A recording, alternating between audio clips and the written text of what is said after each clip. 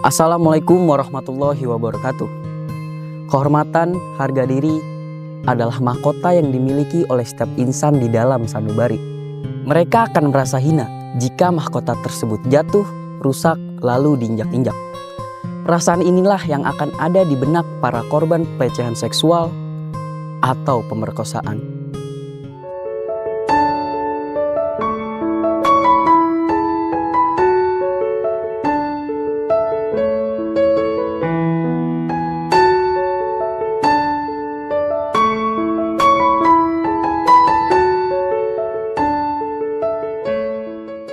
Maraknya kasus pelecehan seksual menjadi pemberitaan hangat dan menimbulkan rasa takut serta kekhawatiran yang tinggi. Kasus pelecehan seksual bisa terjadi kapan saja tanpa memandang gender, meskipun mayoritas korbannya adalah seorang wanita. Kasus kejahatan seksual dipicu oleh banyaknya faktor yang secara garis besar adalah ketidakmampuan seorang pelaku mengendalikan dorongan nafsunya. Namun secara spesifik, tindak pemerkosaan tidak hanya dilakukan oleh faktor tunggal. Tidak sedikit faktor yang memicu adanya tindak pemerkosaan. Di antaranya, perkembangan psikososial yang tidak terkawal, pengaruh lingkungan, pergaulan, dan budaya setempat dalam memandang serta memahami pergaulan seks. Lalu, pandangan terhadap kaum perempuan dan anak-anak sebagai makhluk lemah yang mudah diperdaya dan dikuasai. Padahal, jika kita lihat dari dampak yang ditimbulkan tindak kekerasan seksual dapat mengakibatkan gangguan kesehatan pada fisik yang berupa penyakit menular seperti HIV, gangguan pendarahan pada vagina, dan lain-lain. Atau juga dapat mengakibatkan gangguan kesehatan pada mental, seperti kondisi korban yang terus-menerus menyalahkan diri sendiri akibat musibah yang dialaminya. Atau seperti contoh lain, efek traumatis dan keinginan untuk bunuh diri. Dan kali ini kami telah merangkum beberapa kasus kejahatan seksual yang terjadi akhir-akhir ini. Yang pertama, di Kecamatan Bilahulu, Kabupaten Batu, Sumatera Utara, seorang gadis usia 17 tahun yang diperkosa oleh 10 pria. Kejadian ini bermula saat korban dilaporkan hilang oleh ayahnya setelah pergi dari rumah tanpa sepengetahuan keluarga. Pencarian keluarga akhirnya membuahkan hasil ketika teman korban mendapatkan kiriman lokasi terkini dari ponsel korban melalui fitur berbagi lokasi. Berdasarkan pengakuan korban, sang ayah bersama dengan warga setempat mengintai rumah sewa tempat korban ini disekap. Pada hari Sabtu malam 7 September ketika dua pelaku tiba di lokasi mengendarai sepeda motor, warga langsung menangkap keduanya. Sementara 8 pelaku lainnya masih belum ditemukan. Lalu, kasus pemerkosaan anak kelas 5 SD di Kota Sungai Penuh, Kabupaten Kerinci, Jambi. Yang lebih mengenaskan lagi adalah kasus pemerkosaan ini dilakukan berkali-kali oleh pelaku, sehingga korban dilaporkan hamil 4 bulan. Pelaku diringkus oleh tim Macan Kincai Satreskrim Polres Kerinci di rumahnya. Pelaku mengaku melakukan tindakan bejatnya kepada korban di dalam kamar rumahnya di saat kondisi rumah sedang sepi di Desa Lawang Agung, Kecamatan Pondok Tinggi, Kota Sungai Penuh, Jambi. Dan yang terakhir yang paling mengenaskan adalah seorang remaja usia 17 tahun di Butan Tengah, Sulawesi Tenggara yang diperkosa oleh pamannya sendiri selama 2 tahun. Seorang remaja di Kabupaten Buton Tengah, Sulawesi Tenggara diperkosa oleh pamannya selama 2 tahun. Bagaimana? Beranjak dari kejadian ini, hati terasa tersayat-sayat karena tidak tega, bukan? Maka dari itu, mari kita simak kajian tentang bahayanya pemerkosaan di kitab Asy-Syifaatul Mazmumah bersama Abah Yai Taufikul Hakim, pencetus metode Amsilati dan pengasuh Pondok Pesantren Darul Falah Amsilati, Bangsri, Jepara, Jawa Tengah.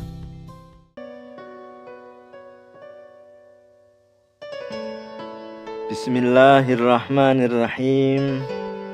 Assalamualaikum warahmatullahi wabarakatuh. Bahayanya pemerkosaan. Yang pertama, pemerkosaan merupakan perbuatan yang tercela dan melampaui batas. Sebagaimana Allah berfirman, walladzina lan wong-wong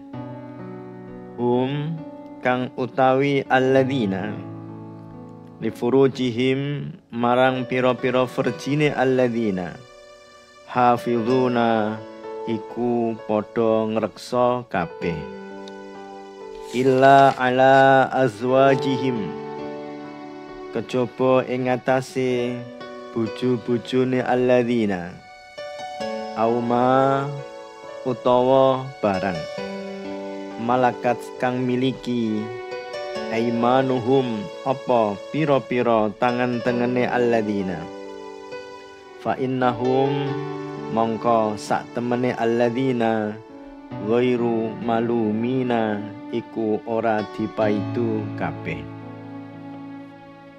Dan orang-orang yang memelihara kemaluannya kecuali terhadap istri-istri mereka atau budak-budak yang mereka miliki, maka sesungguhnya mereka dalam hal ini tiada tercela.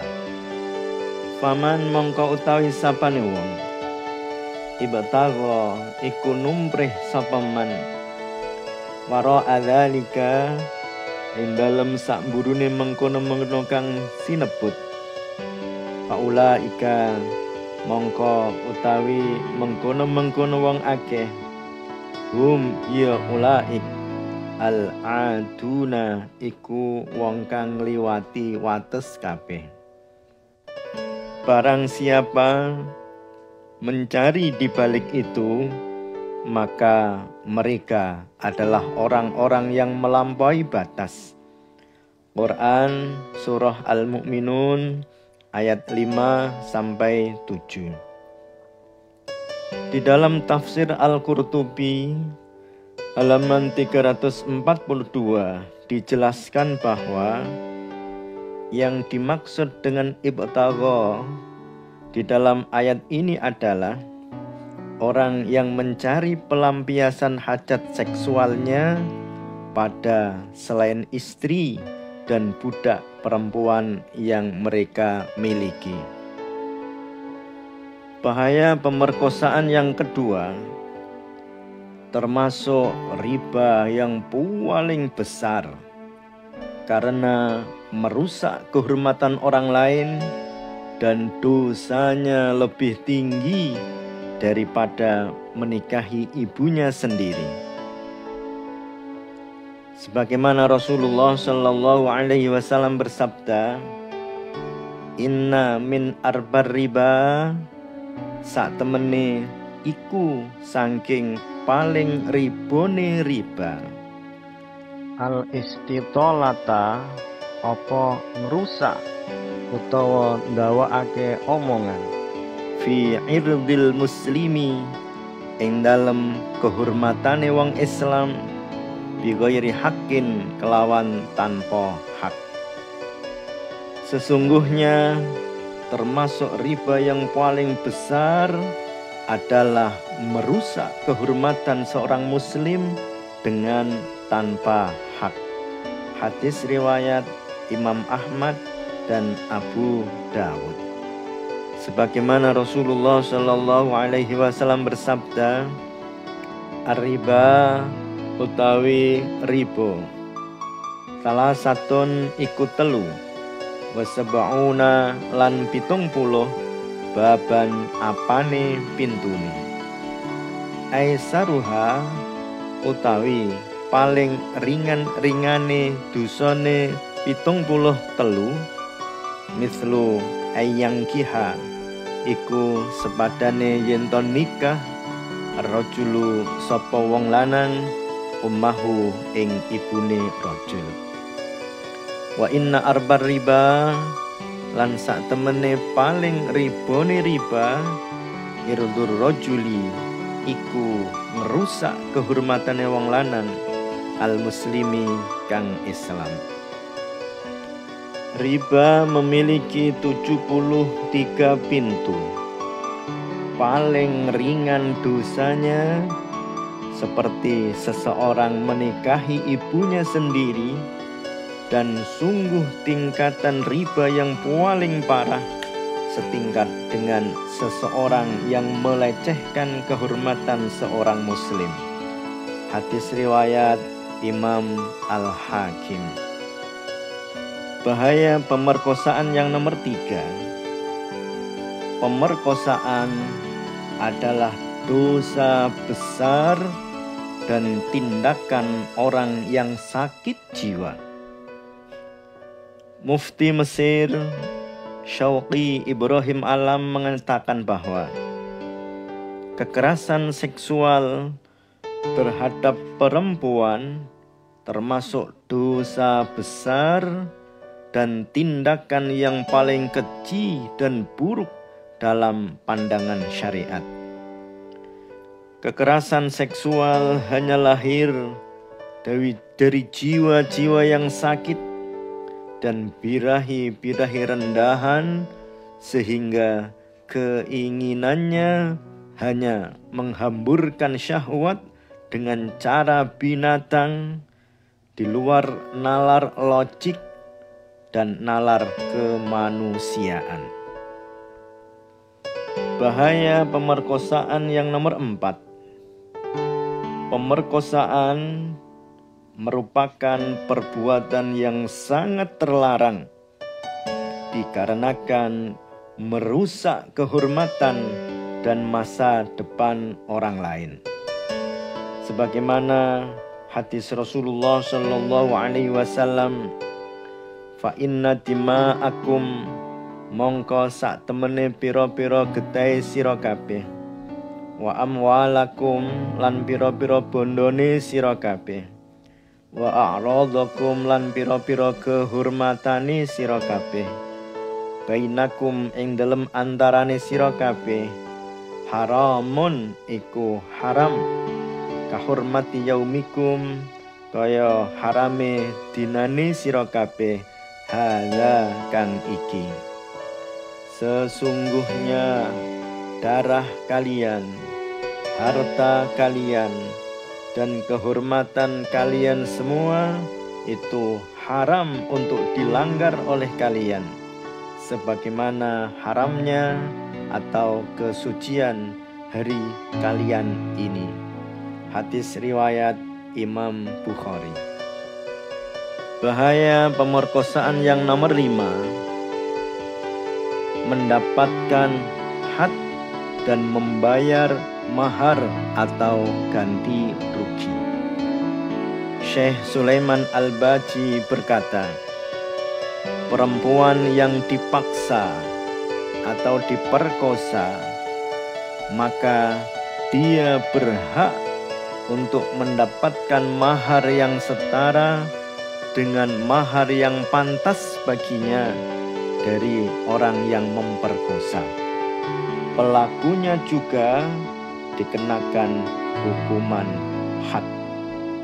Wassalamualaikum warahmatullahi wabarakatuh.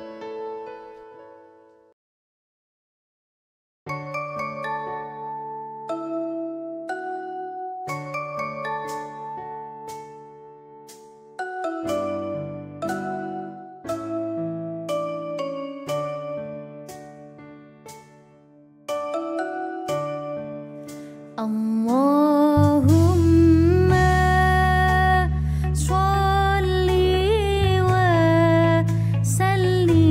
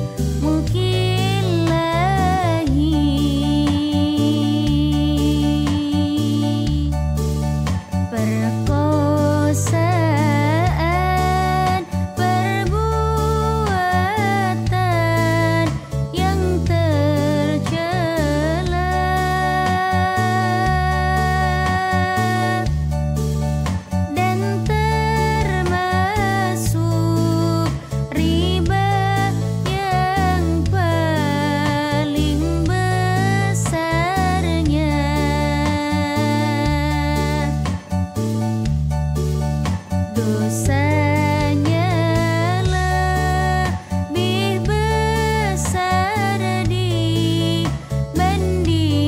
dari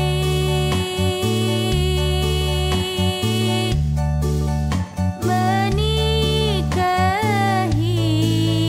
pada ibunya sendiri.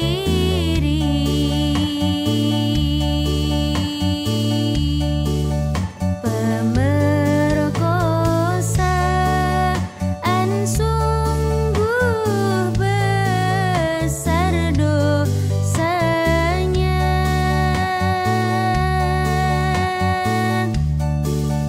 Sungguh tindakan orang yang sakit jiwa.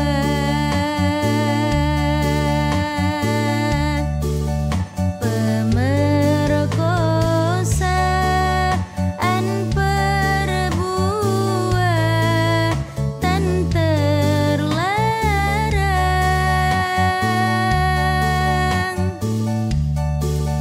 karena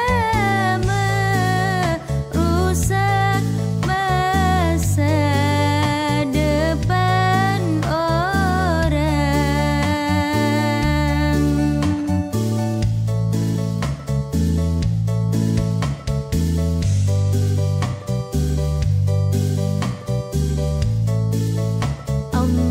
Allahumma sholli wa sallim ala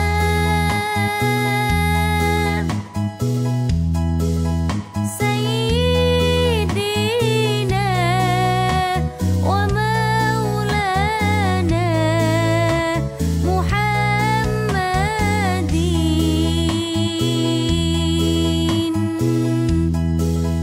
Sayyidina wa maulana Muhammadin.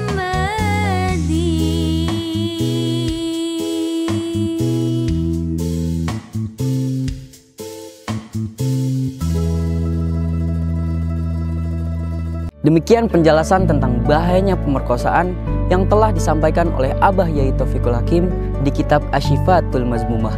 Mari kembali membuka mata selebar-lebarnya, karena setiap perbuatan kita akan berdampak positif atau negatif, dilarang atau dianjurkan. Jika positif dan dianjurkan, maka terus dan kembangkan. Jika negatif dan dilarang, maka stop, jangan dilakukan. Mari mencegah sebelum terjerumus. Mari bertobat dengan serius, bahwa menyesal, meminta ampunan, dan tidak mengulangi hal yang sama adalah bagian dari rumus. Berhenti sekarang, bertobat sekarang, berubah sekarang. Terus optimis untuk mencari ridho ilahi, karena ampunannya bagai samudera tak bertepi. Terima kasih, saya Arfan Ibrahim, pamit undur diri. Wassalamualaikum warahmatullahi wabarakatuh. Metode pembelajaran kitab Asyifatul Mazmumah. Yang pertama, murid beserta guru membaca satu judul syair sebelum memulai pelajaran.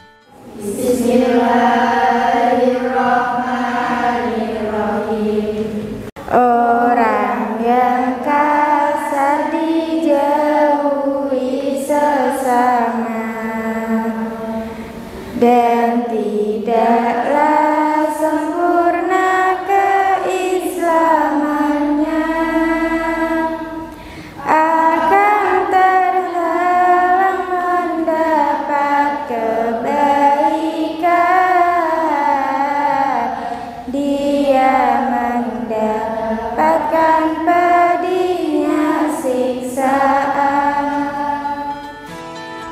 Kemudian, guru memulai kegiatan belajar mengajar seperti biasa, dan diakhiri dengan pembacaan satu judul syair lanjutan.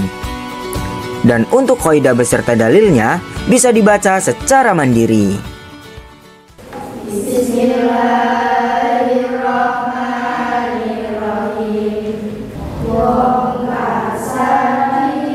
Adohi dengan manungsa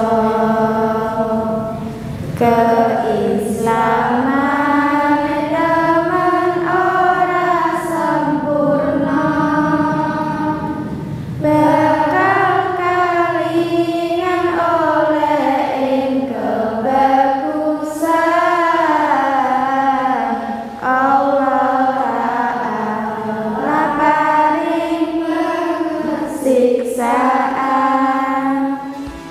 Dengan cara ini, maka metode pembelajaran kitab As-Sifatul Mazmumah tidak akan menambah beban kurikulum madrasah dan dapat masuk ke alam bawah sadar tanpa sadar, yang secara tidak langsung merupakan cara yang efektif untuk merevolusi mental dan menanamkan pendidikan berkarakter pada generasi muda.